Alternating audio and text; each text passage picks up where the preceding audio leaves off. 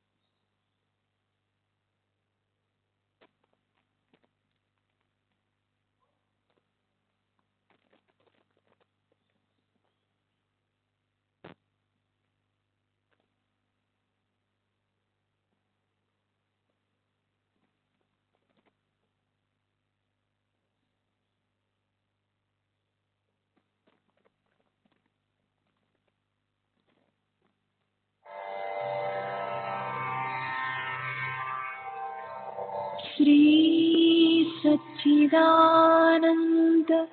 सद्गुरु साईनाथ महाराज की जय।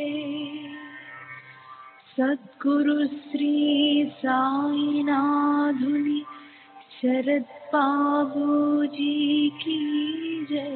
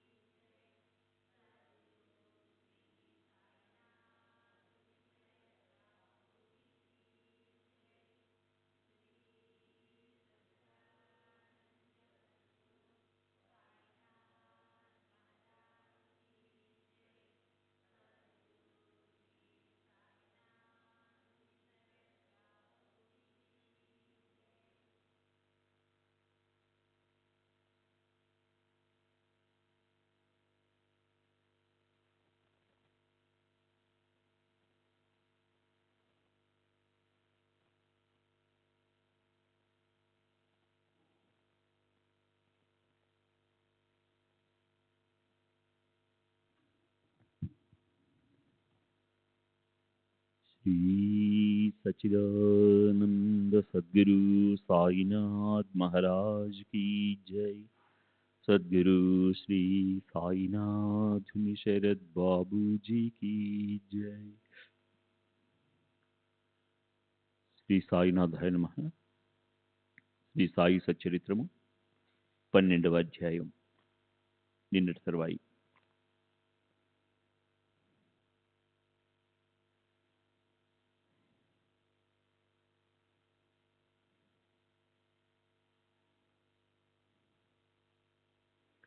బాబా యొక్క అలౌకిక లీలను చూచి మూళితో సహా అందరూ ఆశ్చర్యపడ్డారు.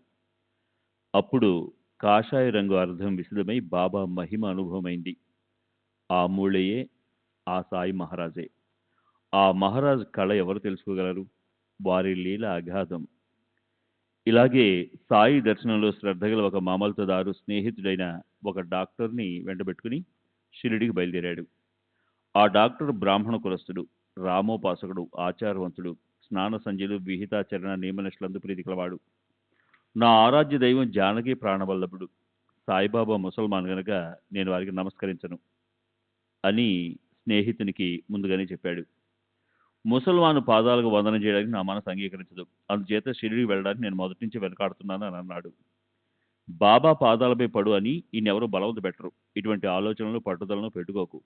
మనసును బాగా దృఢపరుచుకో. నాకు నమస్కారం చేయని బాబా ఎప్పుడూ అనరు అని మమల్తదారు బాగా నచ్చజెప్పగా అతడు సరేనని వెళ్ళడానికి ఒప్పుకున్నాడు. తన మిత్రుడి మాటలు విని అనుమానాలను దూరం చేసుకుని మనసులో నిశ్చయించుకుని సాయి దర్శనానికి బయలుదేరాడు.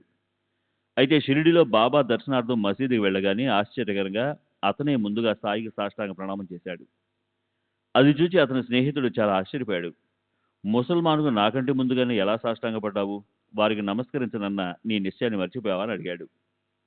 అందుకు అతడు, నేను మేఘశ్యాముడైన రాముని రూపాన్ని చూశాను. పావనుడు కోమలుడు అందంగా శోభిస్తున్న రామునికి వందనం చేశాను. చూడు, అక్కడ కూర్చుని అందరితో మాట్లాడుతున్నది ఆ రాముడే అని అంటూ ఉండగా క్షణంలో సాయి రూపం కనిపించింది. అప్పుడు ఆ డాక్టర్ ఆశ్చర్యంగా, ఇది స్వప్నం కాదు కదా, వీరు ముసల్మాన్ కాదు, యోగ సంపన్నులైన అవతార పురుషులు. చోకామేళ మాలజాతివాడు, రోహిదాసు మాదిగవాడు, సజ్జన కసాయి హింస చేసేవాడు. వీరి జాతిని గురించి ఎందుకు ఆలోచించాలి?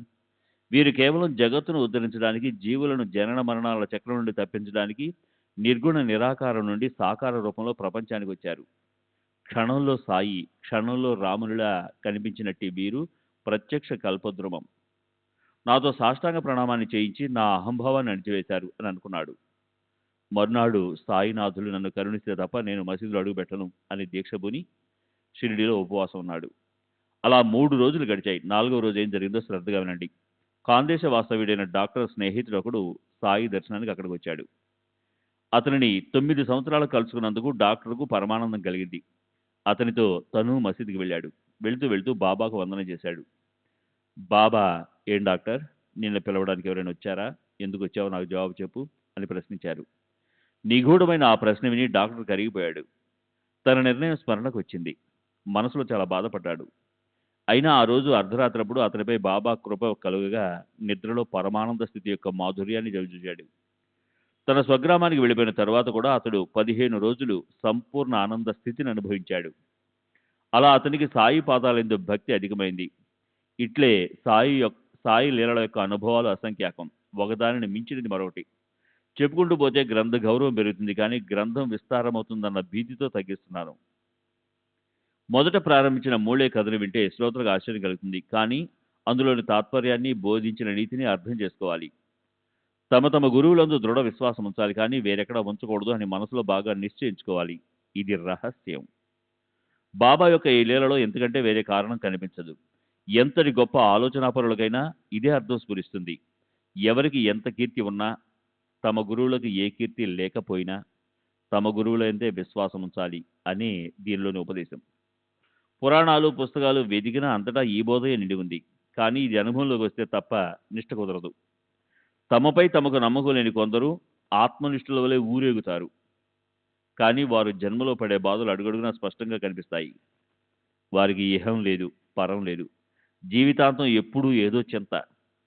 మనసుకు ఒక క్షణమైనా శాంతి ఉండకపోయినా ముక్తుల వలె గొప్పలు చెప్పుకుంటారు. తరువాతి అధ్యాయం ఎంతకంటే మధురంగా, హృదయంగమంగా ఉంటుంది. కేవలం సాయి దర్శనంలోని ఆనందాన్ని అనుభవించండి.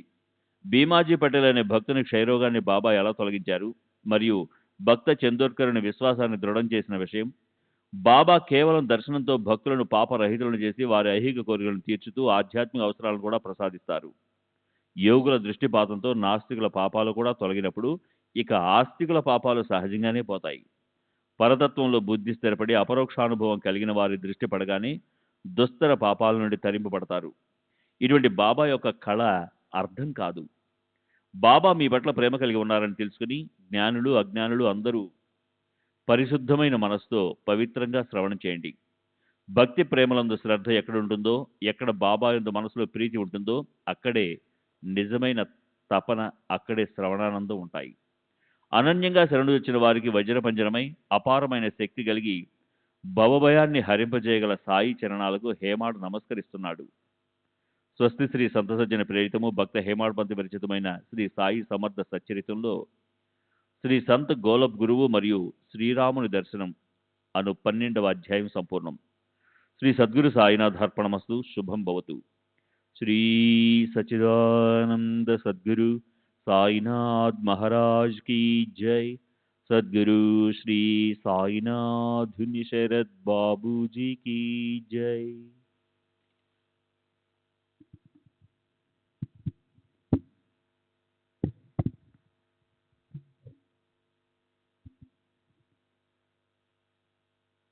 శ్రీ సాయి సచరిత్ర 13వ అధ్యాయము. శ్రీ గణేశాయ నమః, శ్రీ సరస్వతాయ నమః, శ్రీ గురుభ్యో నమః, శ్రీ కులదేవతాయ నమః, శ్రీ సీతారామచంద్రోభ్యాయ నమః, శ్రీ సద్గురు సాయినాథాయ నమః. బాబా వచనాలు అతి చిన్నవిగా సూత్రాల వలె సంగ్రహంగా ఉన్నా అవి అర్ధ గాంభీర్యంతో గగనంగాను సమగ్రంగాను ఉండేవి. తత్వంలోని అర్థము లోతుగా గూఢంగా ఉండేది. వారి మాటలు ఎప్పుడూ నిరర్థకం కావు. అవి అమూల్యంగాను సమతుల్యంగాను ఉండేవి. ఇక పూర్వాపరాల అనుసంధానంలో ఉండండి. లభించిన దాన్ని అనుసరించి ప్రవర్తించండి. ఎప్పుడూ తృప్తిగా ఉండండి. లేని దానికే చింతపడకండి. నేను ఇల్లు వాకిలి లేని ఫకీర్ను. ఏ బాధలు లేకుండా ఒకే చోట స్థిరంగా కూర్చున్నాను. అయినా తప్పించుకోలేని ఈ మాయ నన్ను కూడా తరచూ వేధిస్తుంది. నేను మర్చిపోయినా అది నన్ను మర్చిపోకుండా నిరంతరము పెనవేసుకుని ఉంది. అది హరి యొక్క ఆది మాయ. బ్రహ్మాదులను కూడా ఎగరగొట్టేస్తుంది. దుర్బల ఫకీర్ని. దాని ముందు నేను ఏ పాటివాడిని? హరి ప్రసన్నైనప్పుడే అది విచ్ఛిన్నమవుతుంది. అఖండ హరిభజన లేకుండా మాయ నిరసనం కాదు అని బాబా మాయ యొక్క మహిమను భక్తులకు చెప్పిన దాని నుండి నివృత్తి పొందటానికి భజన పద్ధతిని తెలియజేశారు. సత్పురుషులు నా సచేతన మూర్తులు అని కృష్ణ పరమాత్మ స్వయంగా ఉద్ధవనితో భాగవతంలో స్పష్టంగా చెప్పారు. ఇది తెలియని వారెవరు? దయాగనులైన సాయి సమర్థులు భక్తుల శ్రేయస్సు కోసం తెలిసిన సత్యాలను అతి వినయంగా వినండి. పాపాలు తొలగిపోయి పుణ్యాత్ములైన వారే నన్ను భజించి నన్ను తెలుసుకుంటారు. ఎల్లప్పుడూ సాయి సాయి అని స్మరించే వారిని సప్త సముద్రాల అవతల ఉన్న రక్షిస్తాను. ఈ నా మాటలు యందు విశ్వాసం ఉంచితే తప్పక మేలు కలుగుతుంది. నాకు పూజా సామగ్రి కానీ అష్టోపచార షోడోపచార పూజలు కానీ అవసరం లేదు. అపరిమితమైన భక్తి ఉన్న చోటనే నా నివాసము అని భక్తవత్సలుడైన బాబా అనేకసార్లు చెప్పారు. ఇప్పుడు వారి ప్రేమ వచనాలను స్మరించుకుంటే మనసుకు ఉపశమనం. ఇలాంటి దయాళువు శరణాగతులను సంరక్షించే సాయి సకులు భక్తుల సేవలను స్వీకరించి వారిపై చూపించిన విశేషాన్ని గ్రహించండి. చిత్తచాంచల్యం లేకుండా ఏకాగ్ర మనసుతో ఈ నూతన కథను సమగ్రంగా వింటే మీరు కృతాకృతులవుతారు. సాయి నోటి నుండి వెలువడిన అమృత వృష్టియే మనకి పుష్టి దృష్టి కనుక తమ హితాన్ని కోరుకునేవారు షిరిడీలోని కష్టాలకు విసుగు చెందరు. గత అధ్యాయంలో బాబా ఒక అగ్నిహోత్రునికి బ్రహ్మభూతుడైన అతని గురువు యొక్క దర్శనాన్ని కలిగించి అతనికి ఆనందాన్ని కలిగించారు. ఇప్పుడు ఈ అధ్యాయం అంతకంటే మధురమైనది. క్షయరోగంతో ఎండిపోయిన ఒక భక్తుని బాబా స్వప్నంలో శిక్షించి అతనికి ఆరోగ్యాన్ని ప్రసాదించారు. కల్మషదహన కారకమైన సాయినాథుని అద్భుత చరిత్రను భక్తులు సావధానంగా వినండి. ఇహపరాలకు సాధనమై పుణ్యపావనమైన ఈ చరిత్ర గంగాజలం వలె పవిత్రమైనది. దీనిని వినేవారి చెవులు ధన్యము. దీన్ని అమృతంతో పోల్చుదామంటే అమృతం ఇంతకంటే మధురంగా ఉంటుందా? అమృతం ప్రాణాన్ని రక్షిస్తుంది. ఈ చరిత్ర జన్మరాహిత్యాన్ని ఇస్తుంది. మేము శక్తి గలవారం, తెలుసుకున్నదేదైనా చేసేయగలము అని అనుకునేవారు ఈ కథను వినాలి. నిజంగా జీవులు స్వతంత్రులే అయితే మరి అహోరాత్రులు సుఖాలకే శ్రమిస్తున్నా దుఃఖం మాత్రమే కలుగుతుంది. ఎందుకు? ఇది విధి విలాసం. దుఃఖాన్ని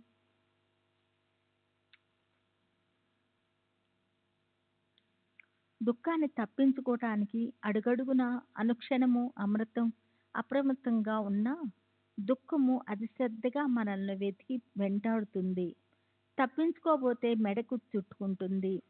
తీసి పారవేయాలనుకుంటే అధికంగా పెనవేసుకుంటుంది. దానితో జీవులు అహర్నిశలు పోరాటం వ్యర్థ ప్రయత్నం. వాస్తవంగా జీవులు స్వతంత్రులే. అయితే సుఖాలన్నీ వారి ఆధీనంలో ఉంటూ దుఃఖము లవలేశమైన వారిని అంటకుండా ఉండాలి కదా. స్వతంత్ర బుద్ధితో ఎప్పుడూ పాపాలు చేయకుండా పుణ్యాలనే సమృద్ధిగా సంపాదించుకొని బాగా సుఖాలని పొందాలి కదా. కానీ జీవుడు స్వతంత్రుడు కాడు. కర్మతంత్రము అతని వెంటనే ఉంటుంది. దాని లీల విచిత్రము. జీవులు కర్మ చేతిలో కీలుబొమ్మలు. పుణ్యకర్మలను చేయాలనే ఉద్దేశమున్నా పాదాలు పాపం వైపుకు లాక్కెళ్తాయి. ఏ సత్కర్మలు చెయ్యాలి అని వెతుక్కుంటుంటే దుష్కర్మలు ఎదురవుతాయి. పూణే జిల్లాలోని జున్నూర్ తాలూకాలోని నారాయణగాం అనే ఊరికి భీమాజీ పాటేలు ఇప్పుడు అమృతరసము వంటి అతని కథను వినండి. భీమాజీ ఇల్లు సకల సుఖాలతో సంపదలతో ఉండేది. అతడు వచ్చేపోయే వారికి భోజనం పెట్టేవాడు. ఎన్నడూ ఏ బాధ లేకుండా ఎల్లప్పుడూ ప్రసన్న మనసుతో ఉండేవాడు. నిధి యొక్క విలక్షణమైన సంయోగం మేలు కానీ కీడు కానీ మనకు తెలియకుండానే కలుగుతాయి. కర్మ యొక్క పర్యవసానంగా లేని రోగాలు పుట్టుకు వస్తాయి. క్రీస్తు శకం 1909వ సంవత్సరం దురదృష్టం భీమాజీని పీడించడంతో రోగోద్భవము వలన జ్వరం కూడా పుట్టుకొచ్చింది. భరించలేనంత దగ్గుతో జ్వరం కూడా అధికమవసాగింది. రోజు రోజుకి బాధ ఎక్కువ కాగా భీమాజీ విధాత చెందాడు. నోటి నుండి ఎప్పుడూ కఫము, రక్తము గడ్డలు పడటం ఎక్కువ కాసాగింది. కడుపులో నొప్పి. ఆ బాధకు ప్రాణం గిలగిల్లాడేది. అలా భీమాజీ బాధతో ప్రక్కను అంటుకుపోయాడు. శరీరం చిక్కి ఎండిపోసాగింది. ఎన్నెన్నో ఉపాయాలు, చికిత్సలు అయ్యాయి. అతనికి అత్యంత విరక్తి కలిగింది. అన్నపానీయాలేవి రుచించేవి కాదు.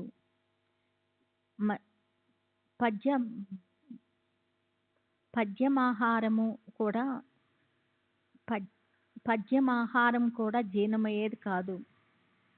అటువంటి అస్వస్థత కారణంగా ఏమీ తోచక అతని పరిస్థితి సహించలేనిదిగా తయారైంది. దేవీ దేవతలకు పూజోపచారాలు జరిగాయి. వైద్యులు, డాక్టర్లు చేతులు వేలాడదీశారు. బ్రతుకుతానన్న ఆశపై నీళ్లు వదులుకొని భీమాజీ దుఃఖంలో మునిగిపోయాడు. ఇక బ్రతికేది కొద్ది రోజులేనని పాటేల్ మనసులో బాధపడసాగాడు. బాగా క్షీణించిపోయి విసుగుతో రోజులు గడిపేవాడు. తాను ఆరాధించే కులదేవత తనకు ఆరోగ్యాన్ని ఇవ్వలేదు. జ్యోతిష్యులను, భూత వైద్యులను సంప్రదించి విసిగిపోయాడు. ఒకరు ఇది శరీరానికి సంబంధమైన వ్యాధి అని అన్నారు. దైవఘటన వల్ల కలిగిన పూర్వకర్మ ఫలితం కనుక మానవ ప్రయత్నం ఉపయోగపడదని కొందరు అన్నారు.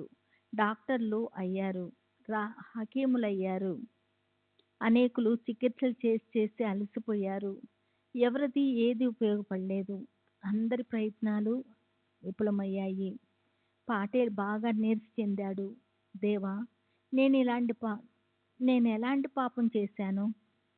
ఏది ఉపయోగపడటం లేదు అని అనుకునేవాడు. దైవము ఎంత విచిత్రము! సుఖాలను అనుభవించేటప్పుడు ఒక క్షణమైనా తన స్మరణను కలుగనివ్వడు. అతని లీల ఆశ్చర్యకరము. తనకు ఇష్టం వచ్చినప్పుడు నానా కష్ట పరంపరాలను పంపి నారాయణ పరుగునరా అని తన స్మరణ చేయించుకుంటాడు. పాటేలు తప్పించిపోతూ చేసిన అర్ధనాదాన్ని విన్న దేవుడు వెంటనే కరిగిపోయాడు. భీమాజీకి నానాసాహెబ్ ఉత్తరం రాయాలని బుద్ధి పుట్టింది. ఇతరులెవరూ చేయలేని దానిని నాన్న ఎలాగైనా చేయగలడని అతనికి పూర్తి విశ్వాసం. అదే శుభశకునమై రోగోపశమనానికి కారణమైంది. తర్వాత అతడు నానాకు సవిస్తారంగా ఉత్తరం రాసి పంపాడు. నానా సాహెబ్ స్మరణ కలగటం సాయినాథుని ప్రేరణ. అదే భోగ విచారణకు కారణభూతమైంది. సత్పురుషుల లీలలు ఆలోచనకు అంతుపట్టవు. కాలచక్ర రచన విధానంలో కూడా దైవం యొక్క ఉద్దేశమే కనిపిస్తుంది. అందువల్ల అన్యథా ఆలోచించి వ్యర్థమైన గొప్పతనాన్ని ఆపాదించుకోకూడదు. మంచి చెడు క్రియ నన్నిటినీ నడిపించే సూత్రధారి ఈశ్వరుడు. మరణింపచేసిన కార్యకర్త అతనొక్కడే. పాటేలు నానా చందోర్కర్ను సవిస్తారంగా ఇలా ఉత్తరం రాశాడు. మందులు తిని తిని విసుగెత్తి నాకు జీవితంపై విరక్తి కలిగింది. ప్రపంచమంతా దుఃఖమయంగా అనిపిస్తూ ఉంది. డాక్టర్లు వ్యాధి నివారణ సాధ్యం కాదని నా ప్రాణాలపై ఆశలు వదిలేశారు. వైద్యులకు హాక్యములకు ఏమీ అర్థం కాకుండా ఉంది. నాకు కూడా నమ్మకం పోయింది. అయినా మీ చరణాల వద్ద నాకొక మనవి. మిమ్మల్ని కలుసుకోవాలని నా కోరికగా ఉంది. నానాసాహెబ్ చందోర్కర్ ఉత్తరం చదివాడు. శ్రీ సచ్చిదానంద సద్గురు సాయినాథ్ మహారాజ్ కీ జై. సద్గురు శ్రీ సాయినాథుని శరత్ బాబూజీ కీ జై.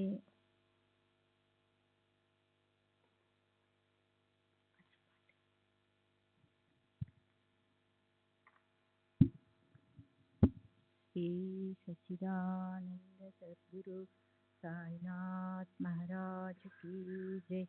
సద్గురు శ్రీ సాయినాథ్ శరత్ బాబూజీ కీ జై. సత్పురుషుల లీలలు ఆలోచనకు అంతుపట్టవు. కాలచక్ర విధానంలో కూడా దైవం యొక్క ఉద్దేశమే కనిపిస్తుంది. అందువలన అన్యదా ఆలోచించి వ్యర్థమైన గొప్పతనాన్ని ఆపాదించుకోకూడదు. మంచి చెడు క్రియలను అన్నింటినీ నడిపించే సూత్రధారి ఈశ్వరుడు. తరింపచేసిన మరణింపచేసిన కార్యకర్త అతడు ఒక్కడే. పటేలు నానా చాందోర్కర్కు సవిస్తరంగా ఇలా ఉత్తరం రాశాడు. మందులు తిని తిని విసిగెత్తి నాకు జీవితంపై విరక్తి కలిగింది. ప్రపంచమంతా దుఃఖమయంగా అనిపిస్తూ ఉంది. డాక్టర్లు వ్యాధి నివారణ సాధ్యం కాదని నా ప్రాణాలపై ఆశ వదిలేశారు. వైద్యులకు హకీములకు ఏం అర్థం కాకుండా ఉంది. నాకు కూడా నమ్మకం పోయింది. అయినా మీ చరణాల వద్ద నాది ఒక మనవి. మిమ్మల్ని కలుసుకోవాలని నాకు కోరికగా ఉంది. నానా చాందోర్కర్ ఉత్తరాన్ని చదివాడు. భీమాజీ ఎంతో మంచివాడవడం వలన నానా బాధపడ్డాడు. అతని మనసు కరిగిపోయింది.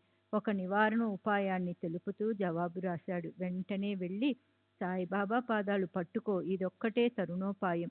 మనకు తల్లి తండ్రి వారి ఒక్కరే. మనకే కాదు అందరికీ వారే కరుణామయి అయిన తల్లి. పిలవగానే పరుగిడ వచ్చి కరుణతో చేయిన అందుకుంటారు. బిడ్డల అవసరాలు వారికి బాగా తెలుసు. క్షయరోగమే కాదు వారి దర్శనంతో మహారోగం కూడా పోతుంది. ఏ మాత్రం సందేహం పెట్టుకోక వెళ్ళి వారి పాదాలను గట్టిగా పట్టుకో. ఎవరు ఏది కోరితే అది ఇస్తానని వారు ప్రతిజ్ఞ పూనారు. అందుకే త్వరగా వెళ్ళి వారిని దర్శించుకోమని చెబుతున్నాను. భయాలన్నింటిలో పెద్దదైన మరణ భయం కంటే వేరొకటి ఉంటుందా? వెళ్ళు, సాయి చరణాలను గట్టిగా పట్టుకో. వారొక్కరే నిన్ను నిర్భయుణ్ణి చేయగలరు. పటేలు పరిస్థితి భరించలేని బాధతో ప్రాణాంతకమైంది. ఎప్పుడెప్పుడు సాయినాథుని కలుసుకుంటాను, ఎప్పుడు కార్యం సాధించుకుంటానా అని పటేలు తహతహలాడాడు. త్వరగా సామాను సర్దుకుని ఆ మరునాడే షిరిడీ ప్రయాణం అవ్వాలని అనుకున్నాడు. ఆ విధంగా దృఢ నిశ్చయంతో అందరి వద్ద సెలవు తీసుకుని పటేలు సాయి మహారాజు దర్శనానికి షిరిడీ బయలుదేరాడు. ఎంత త్వరగా షిరిడీ చేరుకుంటానా అని తన వారితో కలిసి ఉత్సాహంగా బయలుదేరాడు అతని బండి మసీదు ప్రక్కన ముందు ద్వారం వద్దకు వచ్చింది. భీమాజీని నలుగురు మోసుకుని పైకి తీసుకువచ్చారు. నానాసాహెబ్ వారి వెంట ఉన్నాడు. మాధవరావు కూడా అక్కడికి వచ్చాడు. అతని ద్వారా బాబాను కలుసుకోవటం అందరికీ సులభం. పటేలును చూచి, బాబా శ్యామ, ఈ దొంగను ఎక్కడి నుండి తీసుకువచ్చి నా మీద పడవేశారు? ఇదేమైనా మంచి పనేనా అని అన్నారు. భీమాజీ సాయి పాదాలయందు శిరస్సు నుంచి, సాయినాథ, నేను అనాథను, నన్ను కరుణించండి, దీననాథ నన్ను రక్షించండి అని వేడుకున్నాడు. పటేలు యొక్క బాధను చూచిన సాయినాథునికి దయ కలిగింది. అంతే, తన బాధ తక్షణం ఉపశమనం అవుతుందని పటేలుకు విశ్వాసం ఏర్పడింది.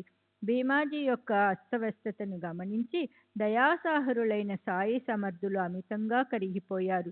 మందహాస వదనంతో, కూర్చో, ఏం బాధపడకు, బుద్ధిమంతులు కలవరపడరు. షిరిడీలో అడుగు పెట్టగానే నీవు అనుభవించాల్సిన కర్మ అంతమైంది. కంఠం వరకు కష్టాలలో మునిగి ఉన్న, మహామహా బాధల గోతులలో పాతుకుపోయిన ఈ మసీది మాత మెట్లు ఎక్కిన వారు సుఖాన్ని అధిరోహించినట్లే అని గ్రహించు. ఇక్కడి ఫకీరు చాలా దయాళువు. నీ వ్యధను నిర్మూలించి ప్రేమతో సంరక్షిస్తారు. వారు అందరి పట్ల కారుణ్యమూర్తి. అందువలన నీవు నిశ్చింతగా భీమాబాయి ఇంట్లో ఉండు. 1-2 రోజులలో నీకు స్వస్థత చేకూరుతుంది. ఇక వెళ్ళు అని చెప్పారు. దైవయోహం వలన అమృత సిందనం ద్వారా ఒక పునర్జన్మ కలిగినట్లు పటేలుకు తృప్తి కలిగింది. మరణోన్ముఖునకు అమృతపానం లభించినట్లు, తృషార్తునకు మంచినీరు దొరికినట్లు సాయి నోటి నుండి వెడలిన వచనాలు పటేలు మనసుకు శాంతిని కలిగించాయి. ప్రతి 5 నిమిషాలకు అతని నోటి నుండి రక్తం గడ్డలు పడేవి. కానీ బాబా ఎదుట 1 గంట సేపు కూర్చున్నా ఏం కాలేదు. బాబా అతని జబ్బును పరీక్ష చేయలేదు. ఏ కారణంగా ఆ రోగం పుట్టుకు వచ్చింది అని ప్రశ్నించనూ లేదు. కేవలం వారి కృపాదృష్టితో రోగం వెంటనే తొలగిపోయింది. వారి కరుణా కటాక్షం ఉంటే చాలు, ఎండిపోయిన మ్రోడు కూడా చిగురిస్తుంది. వసంత ఋతువు కాకుండా పూలు వికసించి రమణీయమైన ఫలాలనిస్తాయి. రోగం గాని ఆరోగ్యం గాని పుణ్యపాపాలు నశించిపోవాలి.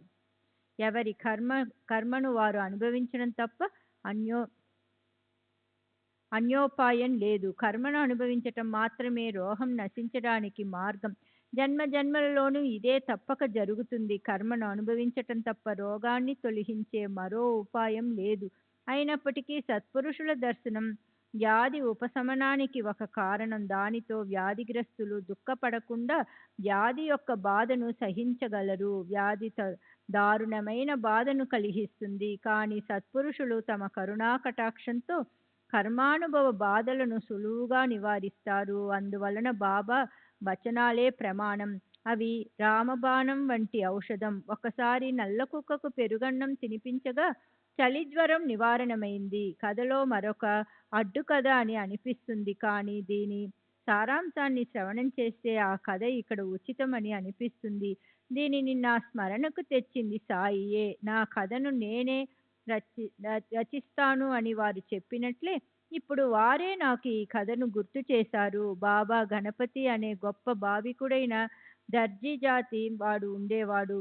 బాలా గణపతి అనే గొప్ప భావికుడైన దర్జీ జాతి వాడు ఉండేవాడు. అతడు మసీదులోనికి బాబా వద్దకు అతి దీనంగా వచ్చాడు. బాబా, నేనేం పాపం చేశానో నన్ను ఈ చలి జ్వరం విడిచిపెట్టడం లేదు. ఎన్నో చికిత్సలు చేసినా ఇది నా శరీరాన్ని విడవటం లేదు. నేనేం చేయను? ఔషధాలు, కషాయాలు అన్నీ అయ్యాయి. ఈ జ్వరం పోయే ఉపాయాన్ని మీరైనా చెప్పండి అని ప్రాధేయపడ్డాడు. అప్పుడు బాబాకు దయ కలిగి ఆ చలి జ్వరానికి ఒక ఉపాయాన్ని చెప్పారు. వింత కథను వినండి. లక్ష్మీ దేవాలయం వద్ద నల్ల కుక్కకు పెరుగన్నం పెట్టు, వెంటనే బాగైపోతుంది అని చెప్పారు. బాలా భయపడుతూ ఇంటికి వెళ్ళి చూడగా మూత పెట్టి ఉంచిన అన్నం కనిపించింది. ప్రక్కనే పెరుగు కూడా దొరికింది. పెరుగన్నం సిద్ధంగా ఉంది. కానీ ఈ సమయాన దేవాలయం వద్ద నల్ల కుక్క ఉంటుందా అని బాలా అనుకున్నాడు. కానీ అతను అనవసరంగా చింతపడ్డాడు. బాబా చెప్పిన చోటికి చేరుకునేసరికి ఒక నల్ల కుక్క తోక ఆడించుకుంటూ తన దగ్గరకు రావటం చూచాడు. అలా అంతా కలిసిరాగా బాలా చాలా ఆనందించాడు. కుక్కకు పెరుగన్నం పెట్టి ఆ విషయాన్ని బాబాకు తెలియజేశాడు. సారాంశం, ఇలా జరిగిన దాన్ని ఎవరు ఏమనుకున్నా బాలాకు చలి జ్వరం తగ్గి స్వస్థత చేకూరింది. ఇలాగే బాపుసాహెబ్ బూటికి కడుపులో శీతలం కలిగింది. దానితో వెంటనే విరేచనాలు, గడియ గడియకు వాంతులు పైన వాంతులు ఎడతెగకుండా రాసాగాయి. అన్ని రకాల ఔషధాలతో అలమారా నిండిపోయింది. కానీ ఏ ఒక్కటి పనిచేయలేదు. ఆ చింతతో, అదే ఆలోచనతో బాపుసాహెబ్ చాలా కలవరపడ్డాడు. వాంతులు, విరేచనాలు ఆగకుండా ఎడతెరపి లేకుండా అవటం వలన అతడు బాగా నీరసించిపోయాడు. అలవాటు ప్రకారం రోజు బాబా దర్శనానికి వెళ్ళటానికి అతనికి శక్తి లేకపోయింది. ఈ వార్త బాబా చెవికి సోకింది. బూటీని రప్పించి తమ ఎదుట కూర్చోబెట్టుకున్నారు. ఖబర్దార్, ఇక నుండి మల విసర్జనకి వెళ్ళకూడదు, ఇక వాంతులు కూడా ఆగిపోవలసిందే అని అన్నారు.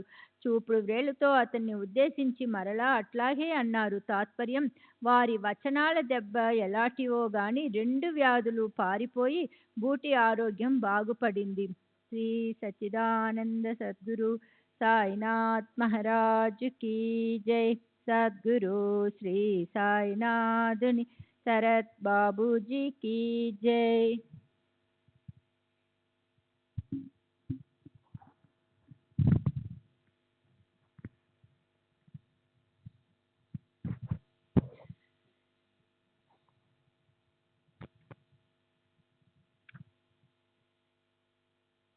శ్రీ సచ్చిదానంద సద్గురు సాయినాథ్ మహారాజ్ కీ జై. సద్గురు శ్రీ సాయినాథుని శరత్ బాబూజీకి జై. ఒకసారి ఊళ్ళో కలరా వ్యాధి వచ్చింది. ఆ ఉపద్రవంలో బుట్టీకి ఎడతెరపని వాంతులు, విరోచనాలు, దప్పికతో అతని ప్రాణం విలవిలలాడింది. అతని దగ్గరే ఉన్న డాక్టర్ పిళ్ళే అన్ని ప్రయత్నాలు చేశాడు. కానీ అవేవీ ఫలించలేదు. చివరకు బాబా వద్దకు వెళ్ళాడు. విషయాన్ని వారికి వివరించాడు. అతనికి కాఫీ ఇమ్మంటారా లేక మంచినీరే మంచిదా అని పిళ్ళే బాబాను అడిగాడు. అప్పుడు బాబా పాలలో బాదం, అక్రూట్ పిస్తా వేసి ఆ ఖీరును అతనికి తాగడానికి ఇవ్వండి. దాని వలన అతని దప్పిక తీరుతుంది, వ్యాధి త్వరగా నివారణమవుతుంది అని చెప్పారు. అలాంటి జావను త్రాగించగా బుట్టీకి కలిగిన ఉపద్రవం తొలగిపోయింది. అక్రూట్ పిస్తా బాదములతో కలరా వ్యాధి తగ్గుతుందా? బాబా వచనాలయందు విశ్వాసమే మూల కారణం. అక్కడ సందేహానికి తావులేదు. ఒకసారి ఆళందీ నుండి ఒక స్వామి సాయి సమర్థుని దర్శనానికి షిరిడి గ్రామానికి వచ్చి సాయి నివాసానికి చేరాడు. అతనికి చెవిపోటు. ఆ అనారోగ్యం కారణంగా నిద్రాభంగం అయ్యేది. శస్త్రచికిత్స చేయించుకున్నా ఏ కాస్తైనా ప్రయోజనం కలగలేదు. భరించలేని చెవిపోటు వచ్చింది. నివారణోపాయాలు పనికి రాలేదు. అక్కడ నుండి బయలుదేరి వెళ్ళాలని తలచి సాయి ఆశీర్వాదం కొరకు వెళ్ళాడు. వారి పాదాలకు అభివందనం చేసి బాబా విభూతి ప్రసాదాన్ని తీసుకొని మీ కృప ఎప్పుడూ ఉండాలి అని స్వామి సాయి ఆశీస్సులను కోరాడు. ఆ స్వామి యొక్క చెవిపోటు గురించి మాధవరావు దేశపాండే బాబాతో మనవి చేశాడు. అల్లా అచ్చా కరేగా, అల్లా మంచి చేస్తాడు అని మహారాజ్ ధైర్యాన్నిచ్చారు. అలా సాయి ఆశీస్సులను అందుకొని స్వామి పూణే పట్టణం వెళ్ళాడు.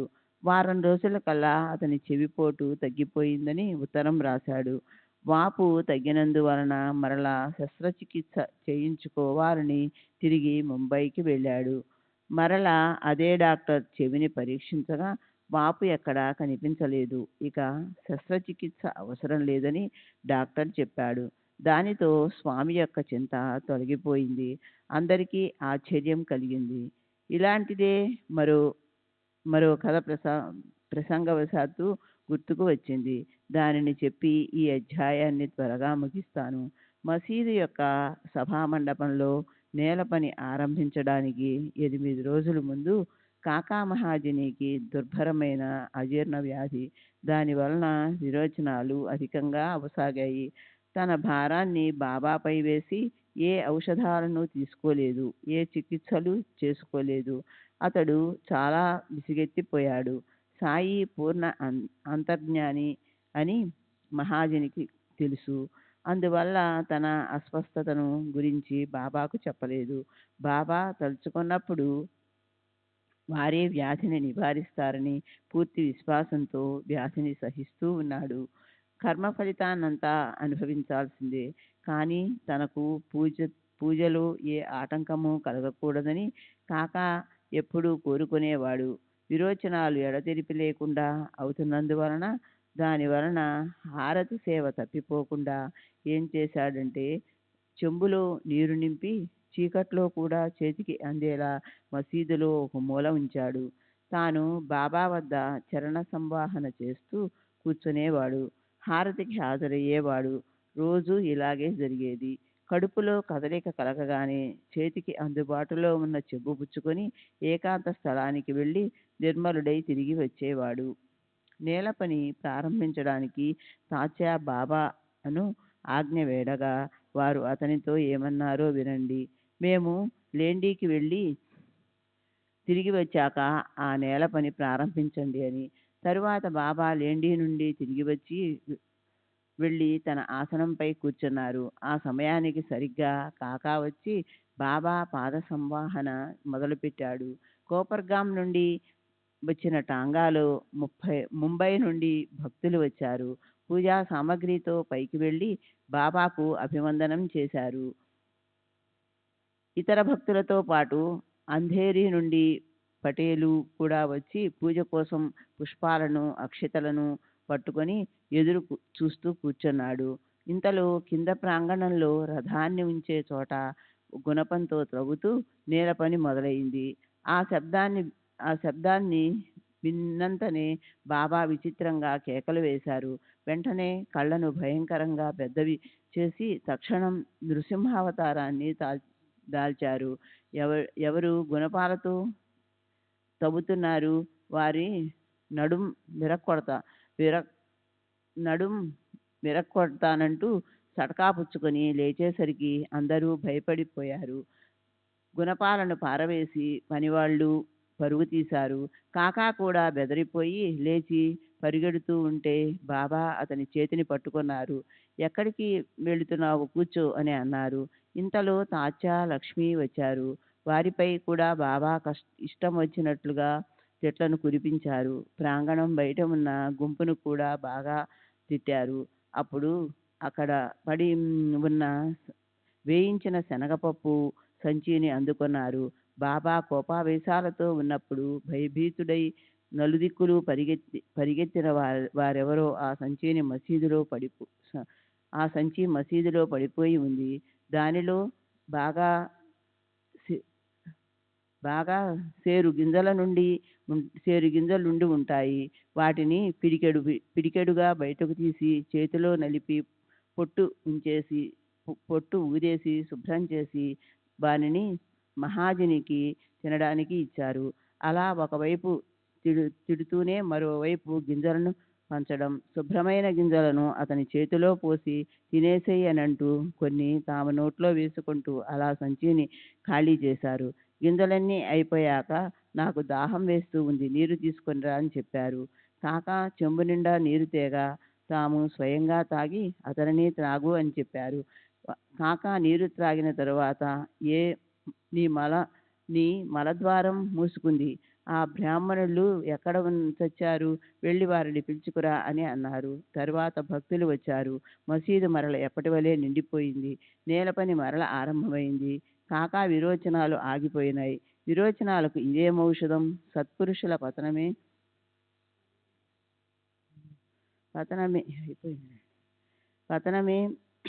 సత్పురుషుల వచనమే అసలు ఔషధం. వారిచ్చినది ప్రసాదంగా గ్రహిస్తే దానికంటే శ్రేష్టమైనది మరొకటి లేదు. వారి వచనాలను అనుగ్రహంగా భావిస్తే వేరే ఔషధాలు అవసరం ఉండవు. హార్దా పట్టణంలో ఒక గృహస్థుడు కడుపులో శూల వ్యాధితో 14 ఏండ్లు బాధపడ్డాడు.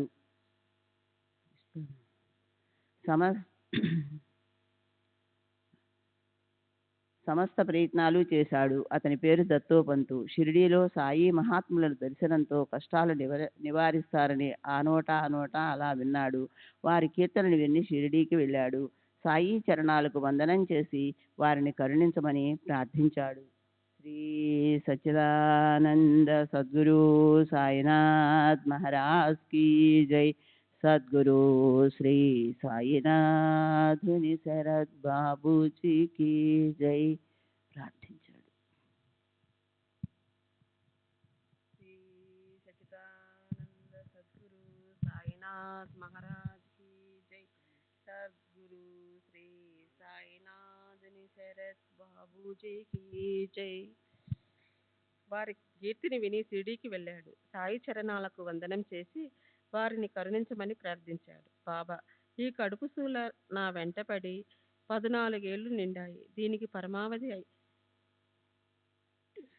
అయింది. ఇది ఇక చాలు. ఈ బాధను అనుభవించే శక్తి ఇక నాకు లేదు. నేనెవరినీ హింసించలేదు, తల్లిదండ్రులను అవమానించలేదు, పూర్వజన్మలో ఏం చేశానో గుర్తులేదు, నాకు ఈ కష్టం వచ్చింది అని దుఃఖించాడు. సత్పురుషుల ప్రేమావలోకనం, వారి ఆశీర్వచనం, వారి ప్రసాదం మాత్రంతో వ్యాధి నిరసనమవుతుంది. వేరే ఇంకేమీ అవసరం లేదు. అటువంటిదే దత్తోపంత్ అనుభవం.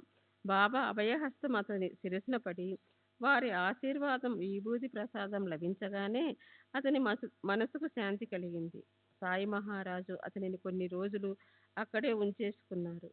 క్రమంగా అతని కడుపుసూల బాధ పూర్తిగా నివారణమైంది. ఇటువంటి మహానుభావుని ప్రభావాన్ని నేను ఎంతని వర్ణించను. ఇతరులకు ఉపకారం చేయటం వారి నిత్య స్వభావం. చరాచరాలలో వారికి సద్భావమే. వారి లీలను స్తుతించాలన్నా, గానం చేయాలన్నా ఒకటి కంటే మరొకటి విచిత్రం. ఇప్పుడు పూర్వానుసంధానం. మరల భీమాజీ చరిత్ర. బాబా విభూతిని తెప్పించి కొంచెం భీమాజీకి ఇచ్చి కొంచెం అతని నుదుట రాసి అతని శిరస్సుపై తమ హస్తాన్ని ఉంచారు. బస్కు వెళ్ళటానికి ఆజ్ఞ ఇచ్చారు. పటేల్ బండి వరకు తానే నడుచుకుంటూ వెళ్ళాడు. అతనికి హుషారుగా ఉన్నట్లు అనిపించింది. అతని కోసం నియమించిన స్థలానికి వెళ్ళాడు. ఆ స్థలం ఇరుకుగా ఉంది. అయినా అది బాబాయే స్వయంగా సూచించిన స్థలం. అందుకే దానికి మహత్యం. దిమ్మెసతో అప్పుడే సమతలంగా చదును చేసిన నేల చెమ్మగా ఉంది. అయినా బాబా ఆజ్ఞను శిరసావహించి భీమాజీ అక్కడే తన వసతిని ఏర్పరచుకున్నాడు. భీమాజీకి ఊళ్ళో తెలిసిన వారు అనేకులు ఉన్నారు. పొడిగా ఉన్న స్థలం లభిస్తుంది. కానీ బాబా స్వయంగా చెప్పిన స్థలాన్ని వదిలి వేరే స్థలాన్ని చూసుకోలేడు కదా. అక్కడే 2 గోనె గుడ్డలు పరుచుకుని వానిపై పరుపు వేసుకుని పటేల్ నిశ్చితంగా శయనించేవాడు. ఆ రోజు రాత్రి అతనికి కల వచ్చింది. బాల్యం నాటి మాస్టర్ వచ్చి అతన్ని కొట్టసాగాడు. పద్యం కంఠస్థం చేయటానికి చేతిలో ఒక బెత్తం పుచ్చుకుని బాగా దెబ్బలు కొడుతూ అతని వీపు చితకబాదాడు. అలా శిష్యుని చాలా కష్టపెట్టాడు. ఆ పద్యాన్ని తెలుసుకోవాలని శ్రోతలు చాలా కుతూహల పడుతున్నారని ఆ పద్యాన్ని అక్షరం శాంతం చెబుతున్నాను. పద్యం: పరుల గృహాలలో పాదం పెట్టడం, పాముతలపై పాదం పెట్టడమని భావించే స్త్రీ, లోబి చేతి నుండి అతి కష్టంగా రాలే డబ్బుల అతి తక్కువగా మాట్లాడే స్త్రీ, ఇంట్లో డబ్బు లేకపోయినా పతి సహచర్యాన్ని సుఖంగా భావించే స్త్రీ, తన పతి కోరిన విధంగా ప్రశాంతత మనసుతో ప్రవర్తించే స్త్రీ, ఈ స్వభావం కల స్త్రీయే నిజమైన సతి. ఈ శిక్ష ఎందుకొరకు అన్న విషయం ఏమీ అర్థం కాలేదు. ఎంతో పట్టుదలతో మాస్టర్ బెత్తం వదలటం లేదు. వెంటనే మరో కల వచ్చింది. అది ఇంతకంటే విలక్షణమైనది. ఎవరో ఒక గృహస్థుడు వచ్చి అతని ఛాతిని అదిమిపట్టి కూర్చున్నాడు. చేతిలోకి ఒక పత్రాన్ని తీసుకుని దానితో భీమాజీ ఛాతిని సన్నికల్లుగా చేసి రుద్దుతుంటే అతని ప్రాణాలు ఉక్కిరిబిక్కిరై కంఠంలోకి వచ్చి వైకుంఠానికి వెళ్ళి పోయినట్లనిపించింది. కళ అయిపోగానే అతనికి బాగా నిద్ర పట్టింది. మనసుకు కొంచెం విశ్రాంతి కలిగింది. సూర్యుడు ఉదయించేసరికి పటేల్ మేలుకున్నాడు. అతని మనసు ఎన్నడూ లేనంత హుషారు కలిగింది. శ్రీ సచ్చిదానంద సద్గురు సాయినాథ్ మహారాజ్ కీ జై. సద్గురు శ్రీ సాయినాథుని శరత్ బాబూజీ.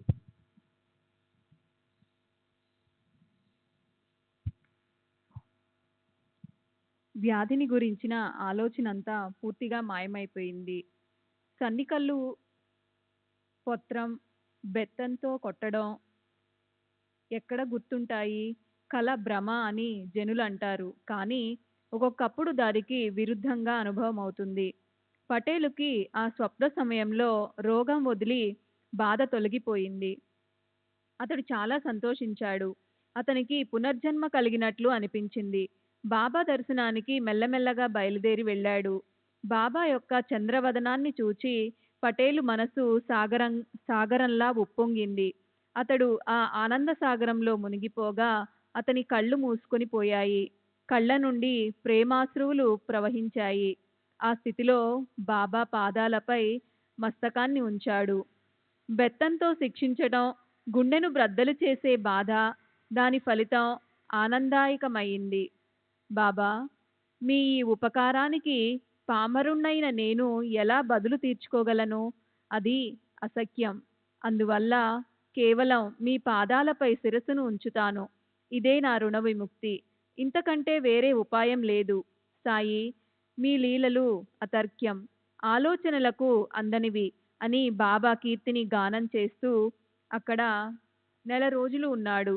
ఆ తర్వాత నానా ఉపకారాన్ని స్మరించుకొని కృతార్థుడై తిరిగి వెళ్ళిపోయాడు.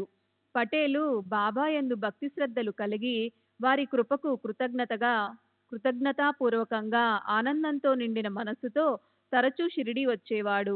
సాయినాథునికి 2 చేతులు, 1 తల, అనన్య శ్రద్ధ విశ్వాసాలు ఇవి చాలు.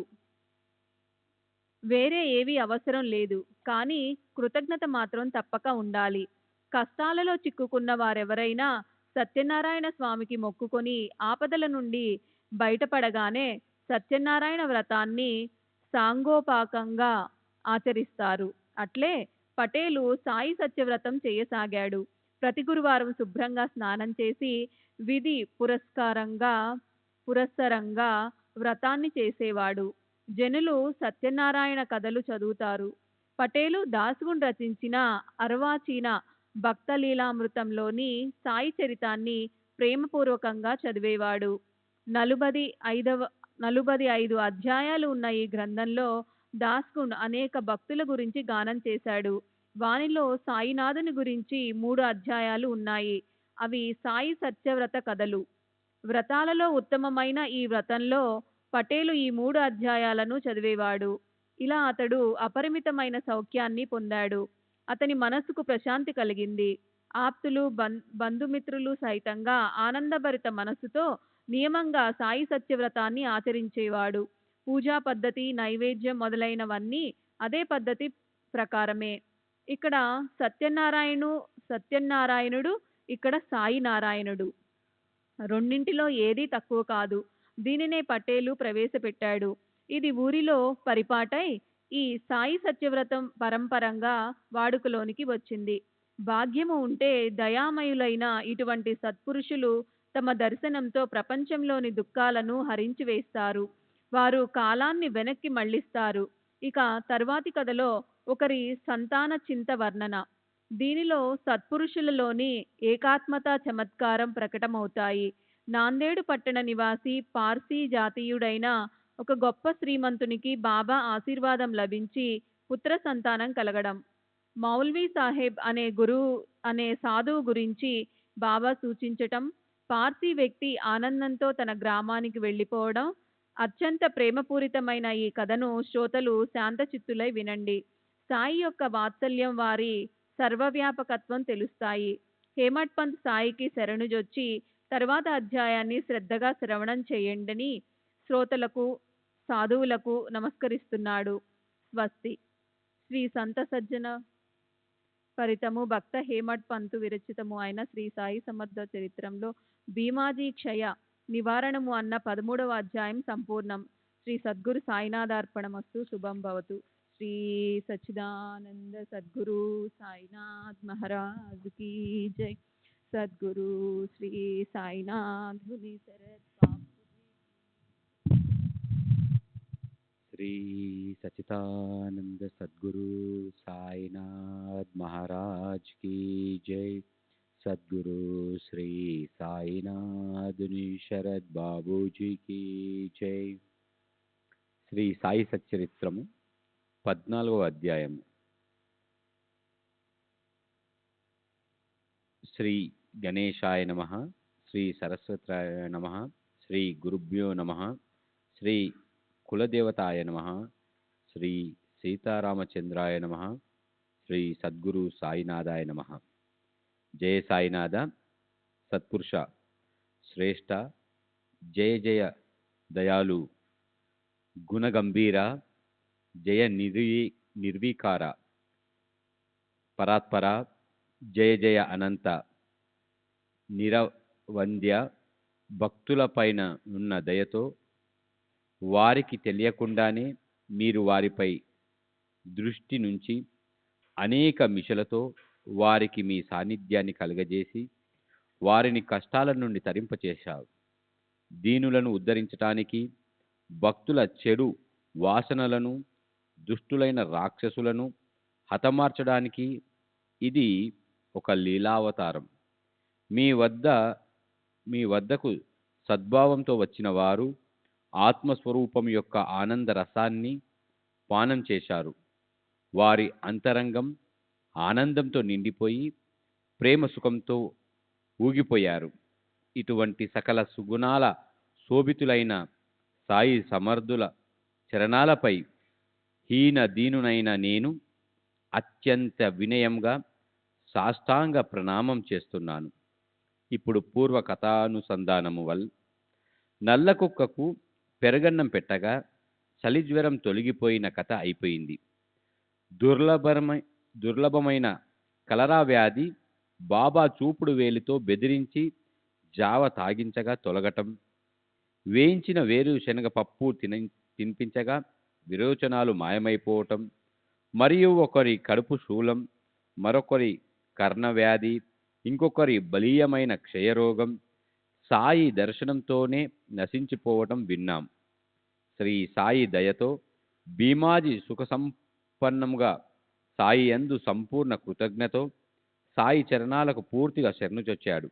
ఇప్పుడు అద్వితీయమైన అపురూప చమత్కార కథను శ్రోతలు అత్యంత ఆదరంతో వినడానికి కుతూహలంగా ఉన్నారని సాదరంగా విన్నవిస్తున్నాను. శ్రోతలు సావధానులై ఉండకపోతే వక్తకు కథ ఎలా స్ఫురిస్తుంది? కథనం ఉత్కంఠంగా ఎలా ఉంటుంది? కథ ఎలా రసవత్తరమవుతుంది? వక్త కథను ఎలా వివరించగలడు?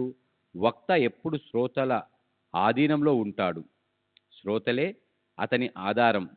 వారి వల్లే రసమాధుర్యం అధికమవుతుంది.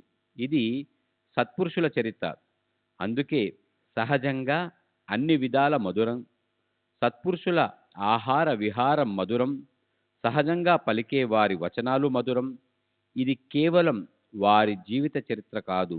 దయాగనులైన సాయి మహారాజ్ భక్తుల కొరకు తమ స్మరణ అనే సాధన చేయించటానికి ప్రేమగా ఆత్మస్వరూప ఆనందాన్ని కురిపించారు.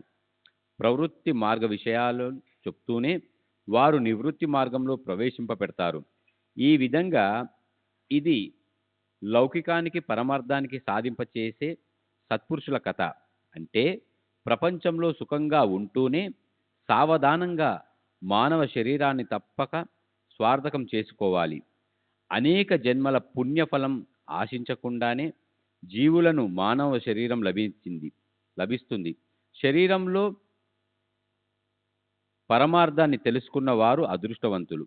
ఈ శరీరాన్ని స్వార్థకం చేసుకొని వారు భూమికి భారంగా నిరార్థకంగా జన్మించినట్లు అటువంటి వారికి పశువుల కంటే అధికమైన సుఖం ఏం లభిస్తుంది? ఆహార, నిద్ర, భయమైదునాలు వీని కంటే వేరే దేనిని ఎరగని నరులు కేవలం కొయ్యలు, తోకలేని పశువులు సమానులు. గొప్పదైన ఈ మానవ జన్మ వలనే భగవద్వక్త సాధించగలగడం, దీని వలనే 4 ముక్తులు మరియు ఆత్మసాక్షాత్కారం కూడా ప్రాప్తిస్తాయి. ఈ ప్రపంచం మేఘాలపైన మెరుపు తీగ వలె చంచలమైనది. ఇక్కడ కాల సర్పం కాటేసి లోకులకు సుఖగడియలు దుర్లభం. తల్లిదండ్రులు, అన్నాచెల్లెలు, భార్యాభర్త, కొడుకులు, కూతుర్లు, పెద్ద తండ్రి, పినతండ్రి వీరంతా నది ప్రవాహంలోని కర్రల వలె ఒక చోట కలిసి ఉన్నట్లుగా ఉంటారు.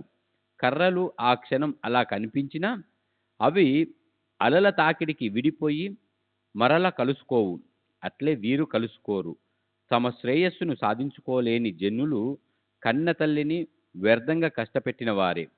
సత్పురుషులు చరణాలను ఆశ్రయించకపోతే ఈ జన్మ వ్యర్థం. జీవుడు జన్మించిన వెంటనే మృత్యు మార్గంలో పడతాడు. ఇవ్వాలో రేపో ఎల్లుండో ఈ జన్మను నమ్ముకుంటే నరుడు మోసపోయినట్లే.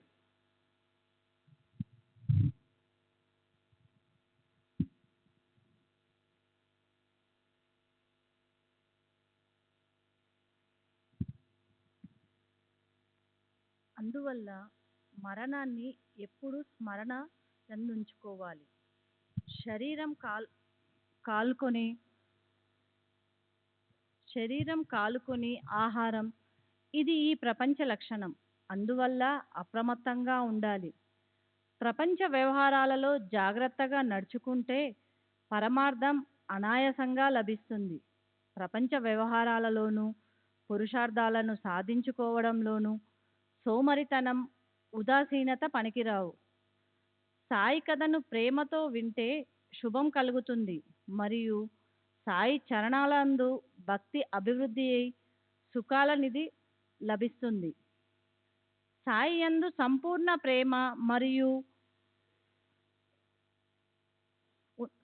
ప్రేమ ఉన్నవారికి ఈ కథల సముదాయం సాయి చరణ కమలాలను అనుక్షణము గుర్తుకు తెలుస్తుంది మరియు మాటలతో వర్ణించలేని వారి మహిమను మాటలతో వివరిస్తుంది. ఇంద్రియాలకు అందని వారిని ఇంద్రియాలతో సేవించేలా చేస్తుంది. ఈ కథామృతాన్ని ఎంత పానం చేసినా సంపూర్ణం తృప్తి లభించదు. సత్పురుషుల లీలలు అతర్క్యం, అంతులేనివి. వారి మహిమలు అనిర్వచనీయం.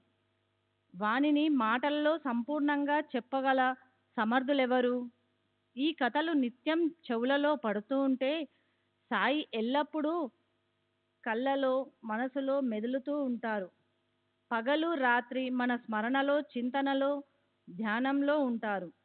జాగృతావస్థలో, స్వప్నంలో కూర్చున్నా, లేచినా, భోంచేస్తున్నా, పడుకున్నా, జనుల మధ్య ఉన్న వనాలలోకి వెళ్ళినా, ఎక్కడున్నా వారు ఎల్లప్పుడూ మన వెంటే ఉన్నట్లు అనిపిస్తుంది. ఈ విధంగా నిధి ధ్యాసనలను చేస్తే మనసు ఉన్మని స్థితిని పొందుతుంది. ఇలా అనుదినం జరుగుతూ ఉంటే చిత్తం చైతన్యమయమవుతుంది. ఇక తరువాతి కథ సంగతి గత అధ్యాయం చివర చెప్పిన దానిని మొదలు పెడతాను. శ్రోతలు శ్రద్ధగా వినండి. భక్తిభావం అనే పూరి హల్వా తినగలిగినంత ఎంతైనా తినవచ్చు. గొంతు వరకు సేవించిన ఎన్నడూ పూర్తిగా తృప్తి కలదు. ఇప్పుడు మరొక కథ. శ్రోతలు శ్రద్ధగా వింటే సత్పురుషుల దర్శనంతో మనస్సు దృఢమై జన్మ సార్థకమవుతుంది. బాబా పైకి కనిపించేలా ఏమీ చేసేవారు కాదు. తమ స్థానం విడిచి ఎక్కడికి వెళ్ళేవారు కాదు. అయినా కూర్చున్న చోటే సర్వం తెలుసుకుంటున్నట్లుగా అందరికీ అనుభవాన్ని కలిగించేవారు. మన శరీరంలో ఉన్న సత్తత్వమే అఖిల బ్రహ్మాండంలోనూ ఉన్నది. శరీరం పైనే భ్రాంతిని మరచిపోయి ఎప్పుడూ అభేదాన్ని అవలోకించాలి. ఈ సత్తత్వాన్ని శరణుజొచ్చిన వారికి అందరూ ఒకటేనన్న ఏకత్వ భావం ఉంటుంది. అలా కాక అనేకత్వ భావం ఉంటే జనన మరణ పరంపర తప్పదు. ఈ అనేకత్వ భావాన్ని కలిగించే బుద్ధి అజ్ఞానమే అని త్రిశుద్ధిగా తెలుసుకోవాలి. గురువు సాంగత్యంతో చిత్తశుద్ధి కలిగి ఆత్మస్వరూప జ్ఞానం కలుగుతుంది. అజ్ఞాన నివృత్తియే ఏకత్వ ప్రాప్తి. అజ్ఞానం తొలగిపోతే అంతా ఒక్కటే అన్న జ్ఞానం కలుగుతుంది. భేదబుద్ధి అంతఃకరణలో అణుమాత్రం ఉన్న ఏకత్వ భావం ఎట్లా ఉంటుంది? శ్రీ సచిదానంద సద్గురు సాయినాథ్ మహారాజ్ की जय. सद्गुरु श्री साईनाथ शरद बाबू जी की जय.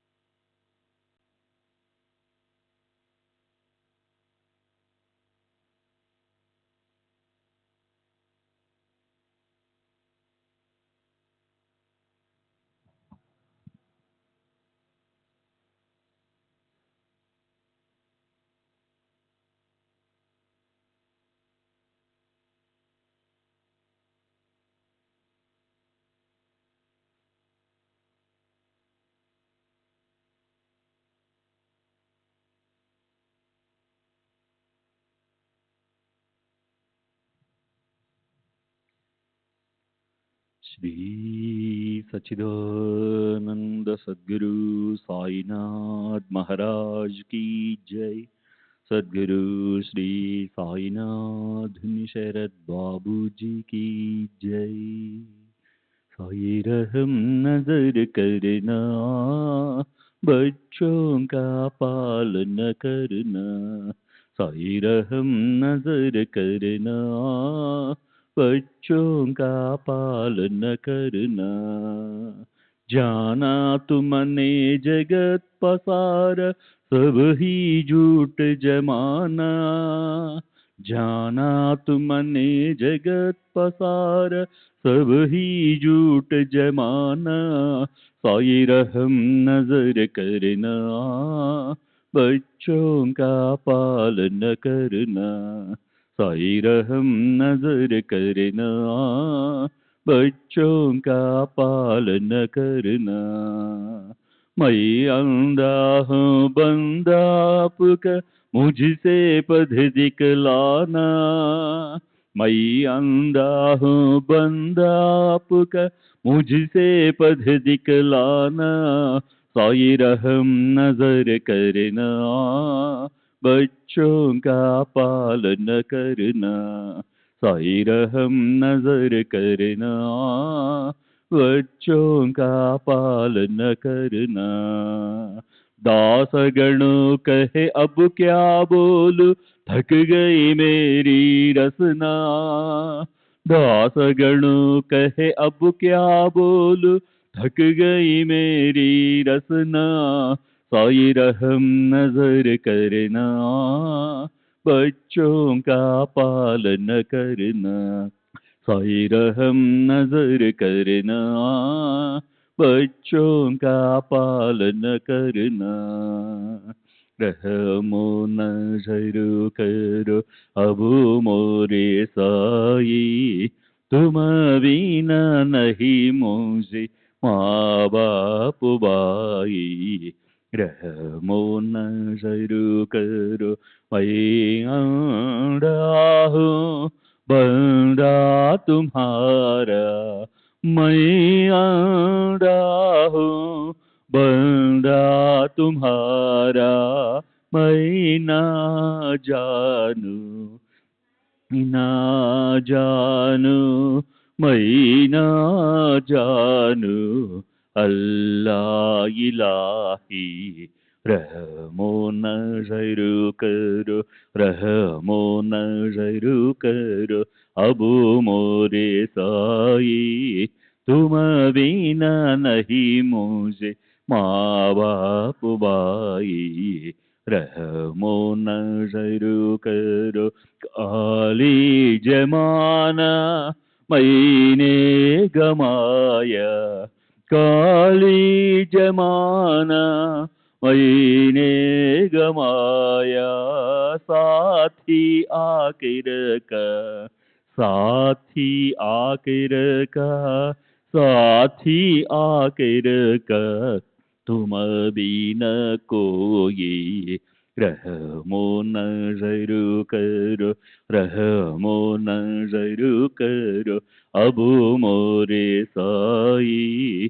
तुम बिना नहीं मुझे माँ बाप भाई। रहमो नजर करो अपने मस्जिद का झाड़ू गड़ो है। अपने मस्जिद का झाड़ू गड़ो है। मालिक हमारे, मालिक हमारे, मालिक हमारे तुम बाबा साई। रहमो नजर करो, रहमो नजर करो अब मोरे साई। तुम बिना नहीं मुझे माँ बाप भाई। नमो नजर करो। श्री सच्चिदानंद सद्गुरु साईनाथ महाराज की जय। सद्गुरु श्री साईनाथ शरद बाबू जी की जय।